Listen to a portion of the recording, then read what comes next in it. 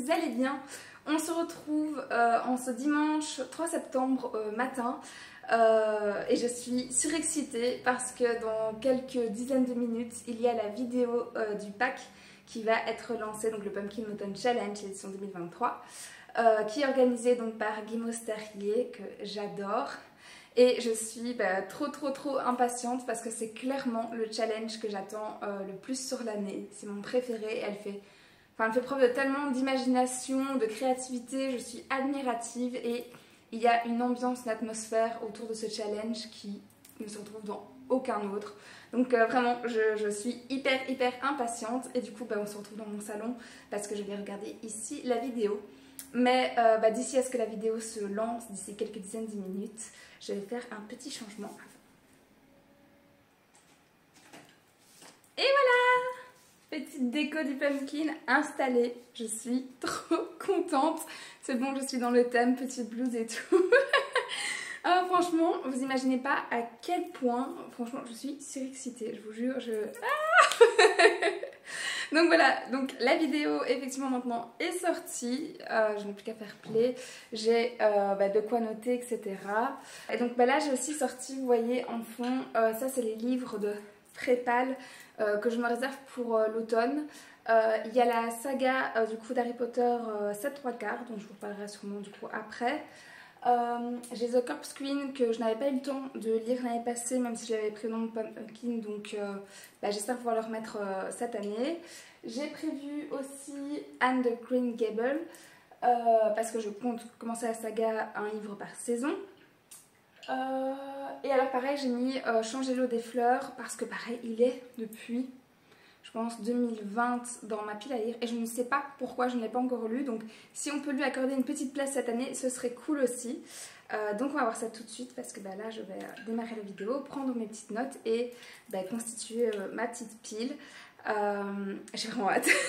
J'ai vraiment hâte et quand ce sera fait on se retrouvera à mon avis dans le bureau comme d'habitude avec la bibliothèque en fond, pour vous annoncer enfin quelle est du coup ma pile à lire de ce challenge. Que vous avez survécu à l'été, que vous avez pensé à bien vous hydrater et surtout que vous êtes prêts et prêtes à doucement vous plonger dans la nouvelle saison qui arrive en accueillant comme il se doit le Pumpkin Autumn Challenge 2023. Alors je vous le dis tout de suite puisque je sais que c'est une question qui va arriver. Le challenge commence aujourd'hui dimanche 3 septembre et se terminera dimanche 3 décembre. Peut-être un petit peu. Je crois avoir fait le tour. Je vous remercie beaucoup d'avoir suivi cette vidéo. Soyez doux avec vous-même et avec les autres. Prenez soin de vous. Je vous fais de gros bisous et à plus. Ciao. Ah, j'allais oublier le plus important. Du coup, hop, ça y est, ma petite pile, donc pour en tout cas le brouillon, je vais remettre tout ça au propre. Est faite parce qu'il y a des livres, je les ai mis à tel endroit, j'ai remis, j'ai regommé, j'ai... Bref, le casse-tête qu'on adore. Et ça y est, du coup, elle est faite. Il y a certains livres qui sont encore en haut. Donc on va monter et je vous présente ceci. C'est trop cool. Franchement, elle a encore fait un travail de fou malade. Je le redis, mais j'adore la créativité qu'elle a, les jeux de mots, les références, tout. Elle est brillante, Guimauve. Franchement, je suis admirative, vraiment. Donc voilà, on va regarder tout ça et se pencher dessus pour annoncer les prochaines lectures de ce pumpkin. Ok Booktube, je suis donc de retour dans mon décor habituel et pour ceux et celles d'entre vous qui ne connaissent pas en fait le Pumpkin Autumn Challenge, je me suis dit que j'allais faire un bref rappel quand même. C'est un challenge qui débute du coup début septembre, donc cette année le dimanche 3 et qui se termine début décembre et il se termine à nouveau le 3 qui se termine aussi un dimanche et il est organisé par Guimauve Terrier. Dans la barre d'infos je vais bien évidemment remettre la vidéo de Guimauve, rendons à César ce qui est à César. C'est pas moi qui ai créé ces catégories merveilleuses et donc il y a plein de façons de remporter ce challenge, mais moi je vais faire la façon la plus simple, c'est-à-dire que je vais lire chaque catégorie. Il y en a quand même 14 et essayer de tout valider. Voilà, hein, pourquoi faire simple qu'on peut faire compliqué. Le challenge est donc lancé. J'ai donc ici aussi à côté de moi donc, les livres qui correspondent à toutes les petites catégories. Et elle s'insère donc dans 4 thèmes. Et on va commencer directement par le premier pour ne pas trop traîner. Et il s'agit de l'automne douceur de vivre. Alors, petit copion. Le premier, c'est Poupée de souvenirs automatiques à votre service. Et donc, il fallait choisir un livre qui parle soit d'épistolaire, de correspondance, de sentiments, d'émotions, d'amour, de deuil, de gratitude ou de guérison. Et pour celui-là, j'ai réussi à caser celui que je voulais, c'est-à-dire Changer l'eau des fleurs de Valérie Perrin, qui date, je pense, de 2018 et qui est dans ma bibliothèque donc depuis 2020. Donc clairement, les challenges, c'est quand même fait à la base aussi pour ça, pour liquider toute sa palle.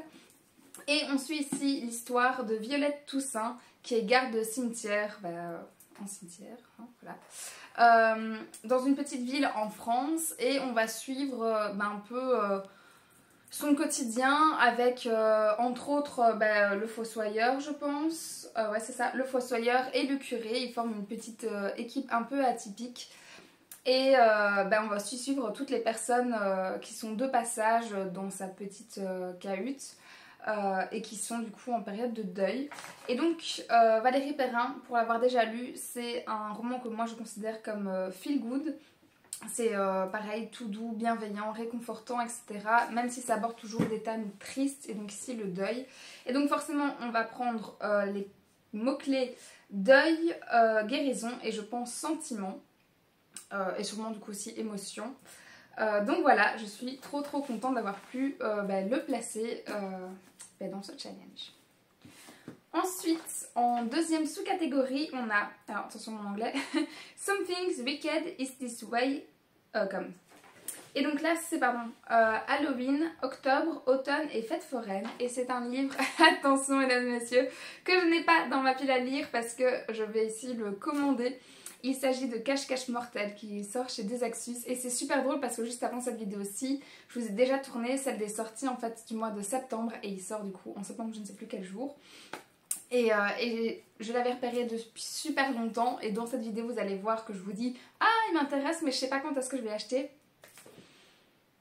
Il y avait le mot fête foraine, j'avais rien qui allait, j'ai fait « À l'aise !» Donc voilà, là je l'ai préco. Voilà, je vous disais juste avant que c'est bien d'écouler des livres de sa palle de longue date. Mais j'ai fait que 2 achats sur les 14, donc franchement ça va, je trouve que je règle. On connaît. Donc voilà, donc il s'agira de Cache-Cache. Et pareil, comme je ne l'ai pas encore présenté, grosso modo, je vais vous remettre donc ici, vous voyez sa couverture. Mais pour le résumer, c'est un cache-cache mortel, hein, comme on l'indique. Qui se passe donc dans une fête foraine, enfin dans un parc d'attractions. Et je ne sais plus comment s'appelle l'héroïne, mais en gros, elle peut remporter une somme, je crois, de 50 000 € ou dollars ou un truc comme ça, si elle réussit à survivre tout un laps de temps sans se faire tuer, du coup, dans ce parc d'attractions. Vous n'avez pas idée à quel point le résumé m'a hypé. Vraiment, quand je l'ai découvert la première fois, j'étais en mode genre, oh mon dieu, on dirait un genre d'Hunger Games, c'est tout quand il y a des survivants et j'adore. Juste l'ambiance avec les fêtes foraines, les parcs d'attractions, j'imagine peut-être des clowns ou des trucs comme ça. Il peut aller, mais genre hyper bien, je suis sûre, donc trop contente de l'avoir craqué en fait. Puis en troisième, on a la catégorie la loi fondamentale de l'échange équivalent. Qui vient, ils sont où? Je sais pas si vous les voyez, ouais si ils sont là, qui vient du coup de Full Metal Alchemist et j'adore ce principe, genre vraiment, je trouve que ça marche assez bien dans la vie en général, que tout ce qu'on donne on le reçoit et ainsi de suite, beaucoup de gratitude et de choses où je me sens redevable par rapport à ça. Et pareil, quand il y a beaucoup de malheur, je me dis que au final quand le bonheur suit, c'est que je l'ai payé avant et ainsi de suite, ou que le bonheur va revenir et tout. Enfin bref, donc trop contente de voir cette catégorie. Et du coup, pour celle-là, en fait, il s'agit d'une lecture commune. Et donc ça j'ai déjà annoncé sur Insta que j'en organisais 3. Et donc voilà, vous pouvez les retrouver en story à la une. Mais grosso modo, la première que j'organise pour le mois de septembre, c'est celle-ci. Donc c'est Les Survivants, c'est Harry Potter 7/3. Et c'est Alix, donc c'est une fanfiction qui l'a écrit, mais c'est des bricasses. Hein. Ils font vous allez voir, ils font entre 500 pages et genre 650. Et pourtant c'est pas écrit hyper grand. Et c'est une fanfiction donc qui se place entre la fin d'Harry Potter et le 19 ans plus tard. C'est 4 tomes et ils sont genre hyper bien réputés. Ça fait super longtemps que du coup je voulais les caser et les lire. Donc là, ça y est, je les ai tous dans ma bibliothèque. Parce que pareil, ils sont pas donnés, mais ils sont gratuits en e-book sur le site de l'auteur. Et donc ici, pour le premier, on dit « La guerre est enfin terminée et Harry doit décider ce qu'il va faire de sa vie. On y suit aussi ses amis, ses amours, sa carrière. » C'est vraiment pour relancer la suite de quand ça s'arrête, voilà. Donc je suis juste trop curieuse en fait de voir ce que Alix en a fait, parce que je sais qu'elle est vraiment très fidèle à l'univers, au caractère des personnages, c'était hyper important. Et elle a aussi collecté beaucoup d'informations sur les interviews, les questions qui ont été posées à J.K. Rowling, etc. Donc voilà, je suis ravie de pouvoir me replonger dans l'univers d'Harry Potter et de découvrir enfin une suite qui va combler ces 19 années et toutes les questions que je me pose encore sur l'univers. Oui, le quatrième du coup de cette sous-catégorie, c'est La Dame Chouette des îles Bouillantes. Et alors là, c'est sorcière, magie, malédiction, école, amitié.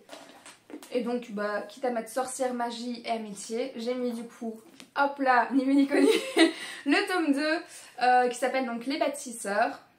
Et là, le résumé nous dit Aurore confirmée. Bon, jusque-là, il n'y a pas de surprise parce que voilà, on sait qu'elle arrive à finir Aurore, hein, si vous avez un peu suivi les infos. Arrive à aller à la rencontre de ses concitoyens tout en tissant des liens de plus en plus forts avec sa famille et ses amis. Voilà, juste mot-clé parfait. Pareil, je verrai de quoi ça parle par la suite, je sais pas en dire davantage, je vous en reparlerai dans un vlog, dans des bilans, etc. Mais voilà, donc pour le premier menu, qui était donc Automne douceur de vivre. Ensuite, je vais passer à Automne frissonnant. Et là, le premier, c'est, attention aussi, Perfectly Splendid. Et c'est fantôme, famille, manoir, possession et drame. Bon, alors là, celui-là, j'avoue, là par contre, j'ai vraiment triché, fait ma petite joueuse sur les mots-clés. Je vous ai dit que je voulais mettre la saga, donc j'ai cherché où le mettre. Et ouais, le seul mot-clé en vrai qui correspond, du coup, c'est famille. J'aurais sans doute pu trouver voilà, un livre qui correspondait plus dans ma palle, ma wishlist. Mais je voulais vraiment caser cette saga. Et bon, comme je mets quand même 14 livres et que je lis du coup, ouais, grosso modo 16 livres sur tout mon automne, clairement, la priorité c'était de réussir à mettre les 3, quoi. Je vous le jure, j'ai commencé par cela. Et donc ici pour ce tome 3, on nous dit 7 ans après la bataille de Poudlard, les survivants ont des enfants et s'investissent dans le devenir de leur communauté. Donc, je me suis dit, ils ont des enfants. Ça fait 7 années, donc ouais, les enfants sont nés à ce moment-là, on n'est plus que dans la famille Kisteja et les amis comme le précédent. Donc ça doit être, ouais, logiquement, la naissance en tout cas de James et Lily par rapport à Harry. Donc voilà, je veux voir à nouveau, même chose qu'avant, comment elle aborde ça. Et à nouveau ici, il fait ouais, plus de 550, donc...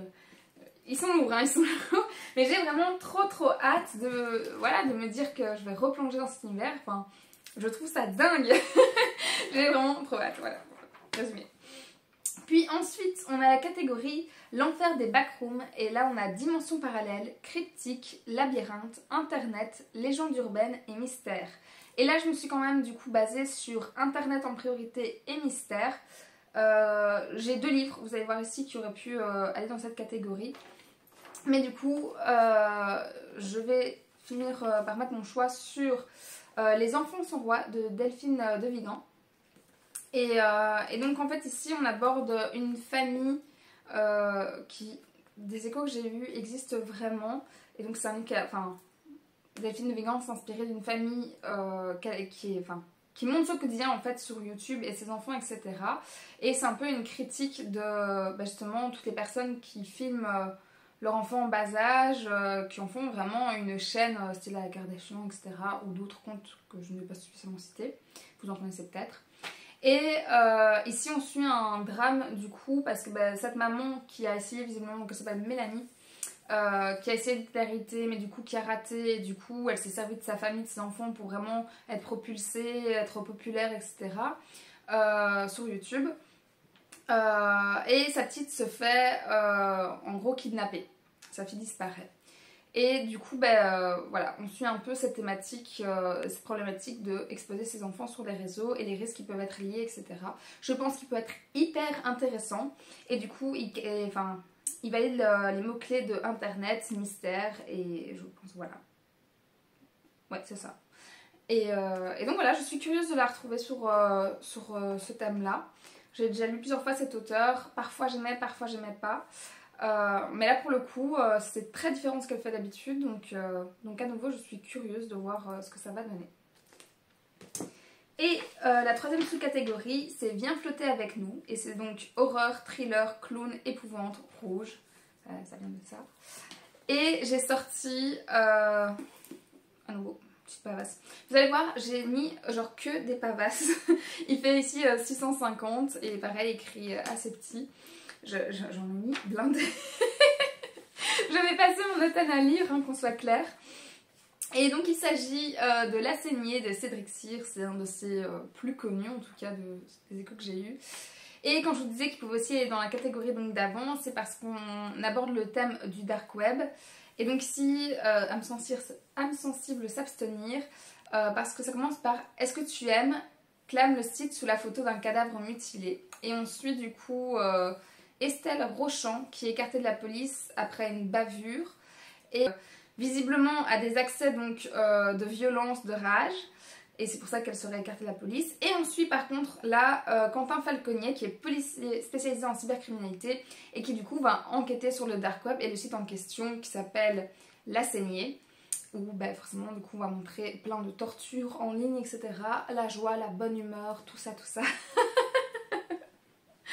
Et voilà, on va suivre ce côté-là. J'en entends, est-ce que je vais dire du bien? J'ai entendu beaucoup d'échos comme quoi il était très bien fait, que j'allais vraiment avoir envie de vomir, mon ventre qui se tord, que j'allais en faire des cauchemars, etc. J'en attends beaucoup et en même temps je le redoute beaucoup, ça c'est clair. Mais ça fait longtemps que je n'ai pas lu un vrai bon thriller bien hard quoi. Et du coup je pense que lui il va clairement répondre à ses promesses, donc je me le garde pour Halloween. Et puis voilà, on verra, et puis voilà, est-ce que je vais regretter mon choix ou pas? Seul l'avenir me le dira. Puis la troisième catégorie, c'est automne rayonnant, donc comme ça on part sur un hop à l'opposé. Et le premier, donc c'est... Oh, j'en peux plus quand il y a de l'anglais, je vous jure, je m'excuse d'avance. Donc c'est We'll Always Find a Way. Et c'est Christo, singularité, diversité, inclusivité, feel good. Et là, je vous montre ma première lecture que je vais attaquer du coup dès lundi. Et il s'agit de Anne de Green Gables. À nouveau, accent. Voilà, magique. On le dit ou pas que j'étais tout le temps pétée en anglais? Voilà, c'est dit. Et pareil, il faut qu'on parle de cette couverture qui est juste sublime. Cette édition, enfin, ce qui m'a vraiment fait craquer. Moi j'ai découvert la série de Anne via du coup la série de Netflix, je cherche le nom, Anne Mizano je crois. Et elle a un petit air, je sais pas, de la petite maison dans la prairie, comme ça on suit le quotidien du coup de Anne, le personnage central, qui est orpheline et qui vit du coup dans une maison très rustique. Enfin ça date, je sais pas. Le résumé dit quasiment rien. Je ne sais pas dire de quelle année ce serait, mais il y a bien 100 ans à mon avis. Et peut-être pas. Mais bref, du début du siècle on va dire. Et on suit du coup son quotidien. Et ce qui en fait vraiment toute la beauté, c'est que Anne du coup a une vision du monde absolument sublime et poétique. Et elle est vraiment attachante, elle est complètement originale, mais dans le bon sens du terme. Et ouais, elle est unique quoi, vraiment. Mais du coup, cette différence et ce côté atypique crée une dissonance avec le reste des enfants de son âge, de son entourage, etc. Et bref voilà, on va suivre un peu son quotidien à travers son regard. Et il faut aimer. Et j'ai beaucoup accroché à la série, donc j'espère accrocher tout autant au livre, que ce soit retranscrit de manière aussi belle. Et ouais, je l'attends vraiment comme un petit cocon, une petite bulle où je sois juste dedans, coupée du monde extérieur, un peu comme elle, quoi. Et du coup, elle valide les mots-clés singularité et du coup feel good. Et ouais, c'est que cela. Donc voilà, j'ai vraiment hâte de découvrir le livre parce que j'ai mis la série en stand-by quand j'ai lu ces magnifiques éditions. Et puis voilà, j'espère vraiment aimer autant. Vraiment. Ok. Et oui, du coup, il en reste... Ah non, il en reste 2, pardon. Dans les sous-catégories, donc on a L'esprit indomptable de Jo March. Et là, c'était femme, indépendance, ambition, rêve, sororité, écrivaine. Et j'ai choisi de sortir une BD. Parce que moi j'ai quand même beaucoup de précasses, comme je vous disais. Donc si je pouvais mettre un truc un peu plus court entre deux, c'était pas mal. Et du coup, j'ai mis la remplaçante de Sophie Adriansen et de Matou. Déjà, pareil, les dessins, ils ont l'air juste trop beaux. Ouais. Enfin, c'est des traits qui sont assez ronds, etc. Mais je trouve que ça va bien justement avec le thème abordé, la maternité, le ventre rond, la poitrine, tout quoi. Du côté douceur aussi de la femme. Enfin voilà, je m'emballe peut-être, mais pour moi c'est très cohérent en tout cas. Et on aborde du coup de mémoire la dépression postpartum. Et du coup ici, donc on nous parle dans le résumé du fait qu'elle s'attendait à avoir un coup de cœur immense, un coup de foudre pour son bébé dès qu'il allait arriver, et que c'est vraiment pas le cas. Et pour avoir plusieurs personnes dans mon entourage à qui c'est arrivé, ou simplement même sans la dépression, que voilà, ils ont dû appréhender ce nouvel être, en fait parce qu'ils ne le connaissaient pas, et que ça arrivait par la suite au fur et à mesure des semaines, et que elles ont toutes ressenti beaucoup de culpabilité et que les langues se délient seulement maintenant par rapport à tout ça. Et donc voilà, je suis très contente qu'une BD soit sortie sur le thème, même si moi du coup je ne suis pas concernée, en tout cas pas jusqu'à aujourd'hui. Et j'espère pas à l'avenir non plus, hein, si je peux y échapper, mais bon, ça on contrôle pas, c'est les hormones. Et du coup voilà, je trouve ça vraiment très intéressant, je suis contente de l'avoir acheté. Et pour cette catégorie, donc ça va remplir les critères donc, de femme, d'écrivaine du coup aussi.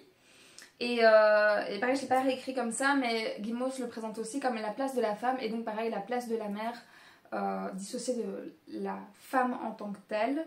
Je pense qu'il y a beaucoup de choses qui sont liées entre la femme qu'elle était, la mère qu'elle devient, la femme du coup par rapport au couple, au conjoint, etc. Aussi il faut savoir retrouver un équilibre entre tout ça, qui est fort nouveau à ce moment-là, doivent à mon avis être abordés aussi quelque part dans cette BD. Donc très contente de l'avoir ajouté pareil à ma bibliothèque et du coup à ce challenge. On arrive ensuite à la 4e catégorie, mais menu. Et du coup on est à je me suis perdue à Automne des bois et au-delà. Donc ça c'est vraiment la catégorie spécifique de cette année. Donc à chaque fois les autres reviennent plus ou moins de la même façon, mais il y en a toujours une vraiment nouvelle. Et donc le premier c'est Pomme alors, c'est le goût de la tarte aux amandes, et c'est un extrait de Mémoire de la forêt. Enfin la phrase vient du tome 1 et ici c'est le tome 2. Pareil, il faut qu'on s'arrête sur la beauté ultime. Franchement, je vous lis souvent qu'il y en a beaucoup que je trouve jolies, mais les Mémoires de la forêt, je pense que c'est mes couvertures préférées de toute ma bibliothèque. Je vais vous sortir le tome 1. J'imagine que vous l'avez déjà vu, mais en fait, je vais juste vous le montrer. Non mais franchement, c'est beauté quoi. Je suis juste amoureuse, fondamentalement amoureuse. Et vous allez voir, je vais voir sur le... Bah ouais. Voilà. Et donc, dans ce tome 2, le résumé commence par « Les festivités d'automne débuteront bientôt à Belle-Écorce ». Donc Belle-Écorce, c'est l'endroit où vivent du coup les personnages.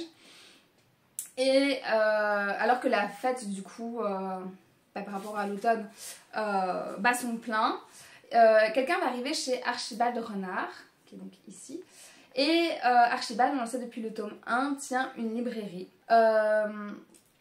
Et du coup ici on lui dit qu'en gros il n'est plus le propriétaire de sa boutique. Donc voilà, ça lui tombe sur la tête. Et il va être expulsé du coup du lieu où il a toujours vécu. Et accompagné de Bartholomé, son neveu, donc on le trouve ici. Il part du coup à la quête, je pense du coup d'un genre, si je me rappelle bien, d'un genre de certificat qui prouve que c'est bien à lui, que c'est bien, je pense, un héritage familial, que ça appartenait à son grand-père ou quelque chose comme ça. Je pense que c'était ça, de mémoire. Je dis peut-être des bêtises, mais au pire, je vous en reparle en détail de toute façon en story sur Bookstar ou alors dans le bilan qui arrivera fin du mois. Donc voilà, j'ai vraiment hyper hâte de me plonger dedans. Je me le garde pour la période du 21 septembre quand on entre officiellement dans l'automne, même si dans ma tête, vous l'avez vu. Pour moi ça a toujours été genre le 1er septembre, le 1er décembre après pour l'hiver, enfin bref. C'est les challenges qui ont déteint sur moi. Mais bon, je me réserve vraiment pour cette période-là et ça va être juste un bijou, un bonbon. Rien que le parcourir comme ça, c'est sublime, vraiment. Oh. Les dessins, les couleurs et tout, c'est pouf. Bon, je vais pas trop me failler en vrai. Mais voilà, je suis trop contente. Et en plus, grâce à Margot de Des livres plein les yeux, je l'ai dédicacée parce que j'ai pas pu les accompagner. Parce que je crois qu'elle était avec Céline donc de Couler comme l'encre et Laura de Laura's Reading. Et elles avaient été à Bruxelles, mais je savais pas y aller parce que je bossais. Mais elle me l'a fait dédicacer. Regardez cette beauté. Oh merci Margot si tu passes par ici. Et du coup voilà, je suis hyper impatiente et en même temps vraiment je mets un point d'honneur à ne pas le lire avant le bon moment, c'est-à-dire qu'on sera vraiment en automne. Voilà, trop hâte. Et puis, oui, donc le deuxième c'est Rocket Raccoon on the Run et c'est mutation, expérience scientifique, science-fiction, chasseur de primes, gardien et galaxie. Et à nouveau je suis contente parce que du coup grâce à expérience scientifique je peux enfin lire et remettre The Corpse Queen que donc j'avais mis normalement dans ma palle du pumpkin de l'année passée mais j'avais pas eu le temps parce que j'avais fait des changements et parce que du coup voilà juste pas le temps. Et du coup je vais pouvoir le lire cette année et il fait partie pareil des lectures communes que je vais proposer. Lui c'est celui de décembre et pareil je l'ai pas dit tantôt mais Cache-Cache Mortel c'est la lecture commune que je mets du coup en novembre. Voilà, comme ça vous savez. Les dates je les ai plus de mémoire mais bon voilà. Peut-être que je leur mettrai dans la barre d'infos. Je vais peut-être faire ça. Et on suit ici donc Molly Green qui a perdu sa meilleure amie Kitty dans des circonstances très étranges. Et puis jusque là aussi oui elle est orpheline et elle découvre une tante qu'elle ne connaissait pas jusque là. La tante en question est riche et l'est grâce à un réseau, ouais c'est un peu ça comme ça, ou un travail où en gros de mémoire est-ce qu'elle vend les dépouilles ou est-ce qu'elle travaille dessus? J'ai un doute, je vais regarder. Elle vend les dépouilles des étudiants en médecine. Et du coup Molly à partir de ce moment là va l'aider à se procurer les corps. On se doute bien de façon pas très légale. Et alors elle va aussi vouloir apprendre le métier de docteur, en tout cas alors je sais pas si c'est anatomie, chirurgie ou un truc comme ça. Mais bref elle va travailler sur les corps en question. Et donc on va suivre ça et en même temps l'enquête du coup sur la mort de sa copine Kitty, enfin tout ça un peu lié. Ça a l'air trop cool. Il est fort proche de ce que je sais de Anatomie, je pense qu'il y a juste ça dans le titre. Et des échos que j'ai eu c'est très similaire à cette histoire là, juste ici il y a moins de romance. Ce qui me correspond à mon avis plus, donc j'ai trop hâte de me lancer là-dedans. Alors regardez la petite jaquette, hop, voilà, c'est le petit bonus. Et voilà, je suis surexcitée aussi à l'idée de le lire enfin cette année. Parce que le pauvre, il attend depuis 1 an, alors que j'avais déjà hâte l'année passée. Mais depuis, j'étais plus dans le mood, donc vraiment, je l'attendais en même temps. Regardez, il y a plein de feuilles, il y a un cercueil. Enfin, il peut être lu qu'au pumpkin, je suis désolée. Et puis, on a la mélodie infernale de la corne de chasse et ses monstres, créatures, expéditions, aventures. Et là, j'ai sorti la Guilde des Ombres, le tome 1, qui est donc publié chez Plume Blanche. Le résumé, là, par contre, c'est ma meilleure amie qui les a lus, ici, il y a vraiment pas longtemps. Et elle a eu un coup de cœur, mais quand je vous dis un coup de cœur, de fou malade, comme elle avait plus depuis des années. Ça a détrôné certaines de ses sagas chouchou de très très longue date. Elle m'a tannée pour que je les lise, que je les achète, etc. J'ai craqué, je les ai achetés, donc autant les lire. Hein. Et c'est très très dense de ce que je sais. C'est très très trash de ce que je sais aussi. Visiblement, il y a beaucoup de morts à la Game of Thrones, quoi. Voilà. Moi, ça a plus ou moins réussi à me convaincre. Ils sont hyper bien cotés. Sur Livre Addict, ils sont tous au-dessus de 17. Les derniers ont genre 19 de moyenne. Ce qui est hyper rare. Genre, d'habitude, il n'y a que les Harry Potter qui sont à ce niveau-là. Et donc, je suis quand même très curieuse maintenant de les lire. Et par contre, pour vous résumer le truc, je n'ai franchement aucune idée en fait de quoi ça parle. Enfin, si, je sais que l'héroïne, mais je ne sais même plus son prénom. C'est bientôt. Ouais, c'est la partie 1. Il n'y a pas son prénom dans le. Non, on dit juste. Ouais, non, on ne dit pas. On dit juste que du coup, une enfant humaine est pressentie pour devenir une ombre. Alors, si je reprends. La Guilde des Ombres règne sur les rues misérables de Clepsydre, alias la Cité des Vices. Ces assassins elfides sont dans les bras armés de la déesse de la mort depuis 5 siècles. Pour accomplir leur œuvre ténébreuse, ils se servent de leurs lames affûtées ainsi que de leurs dons surnaturels. En ce jour, la Guilde des Ombres accueille une nouvelle recrue dans ses souterrains, vraiment ils ne veulent pas dire son nom.